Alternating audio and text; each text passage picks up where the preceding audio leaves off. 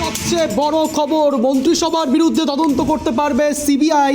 এই ঘটনায় স্থগিতাদেশ দেওয়া হলো সুপ্রিম কোর্টের পক্ষ থেকে। প্যানেলের বাইরে নিয়োগ করা হয়েছে বিচারপতির এমনই অভিমত, এবং এটা তো সম্পূর্ণ জালিয়াতি এমনও অভিযোগ পেনেছিল বিচারপতি। প্রায় 26,000 এসএসসি চাকরিহারাদের জন্য সুপ্রিম কোর্টে দ্বারস্থ হয়েছিল এসএসসি, যার কারণে একটু হলেও স্বস্তিতে ছিলেন চাকরিহারারা। তবে সোমবারে সুপ্রিম কোর্টে এসএসসির আইনজীবীর তরফে জানানো হয় এসএসসি যোগ্য অযোগ্য প্রার্থীদের আলাদা করতে প্রস্তুত। আগামী সোমবার আবার শুনানি রয়েছে। এই বিষয়ে বিস্তারিত জানবো এই মুহূর্তে রয়েছে সরাসরি আমাদের সঙ্গে আমাদের প্রতিনিধি আকাশ সরকার। আকাশের সঙ্গে কথা বলার চেষ্টা করবো। আকাশ, এই মুহূর্তের পরিস্থিতি আরও তুঙ্গে হয়ে পড়লো, তার কারণ এসএসসির জন্য আরও একবার হয়তো সুযোগ আসছে।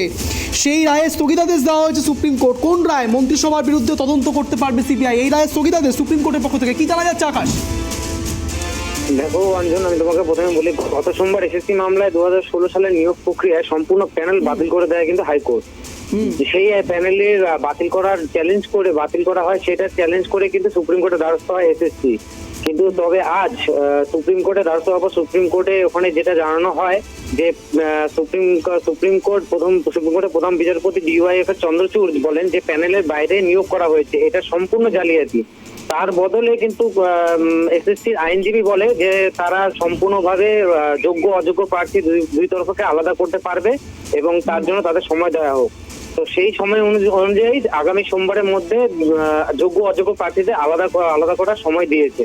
আর তাছাড়াও যে হাইকোর্টের তরফে যে মন্ত্রিসভায় যে হিসেবে তদন্তভার দিয়েছিল সিবিআই কে, সেই তদন্তভারে স্থগিতাদেশ দেয়। কারণ হচ্ছে নির্বাচন চলছে, যার কারণে মন্ত্রিসভা সম্পূর্ণ জেলে যাওয়ার আশঙ্কা প্রকাশ করেছে কিন্তু এসএসসি আইনজীবীরা। অঞ্জন, ধন্যবাদ আকাশ। বিষয়ের দিকে নজর, এই মুহূর্তের সবচেয়ে বড় খবরের দিকে নজর। কথায় আছে ঠেলায় না পড়লে বিড়াল গাছে ওঠে না, আর সেই মতোকালীন অবস্থাতে এখন এসএসসির জন্য নয়া সুযোগ আসলেও এখন কিন্তু এসএসসি যোগ্য অযোগ্য আলাদা করতে পারবে, ঠিক এমনটাই জানা যাচ্ছে। সোমবারে সুপ্রিম কোর্টে এসএসসির আইনজীবীর তরফে জানানো হয় এসএসসি যোগ্য অযোগ্য প্রার্থীদের আলাদা করতে প্রস্তুত। আগামী সোমবার আবারও শুনানি কাজ শুরু হবে। প্রায় 26,000 এসএসসি, বলা যেতে পারে প্রায় 25,753 জনের চাকরি গিয়েছিল।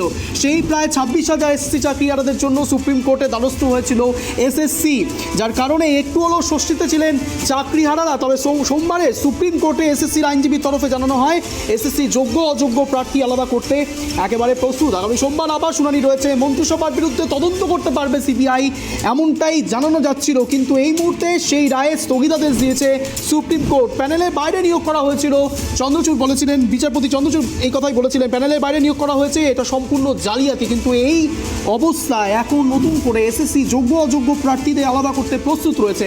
এই খবরের দিকে নজর থাকবে আমাদের। নজর রাখুন ট্রাইব টিভি বাংলার পর্দায়।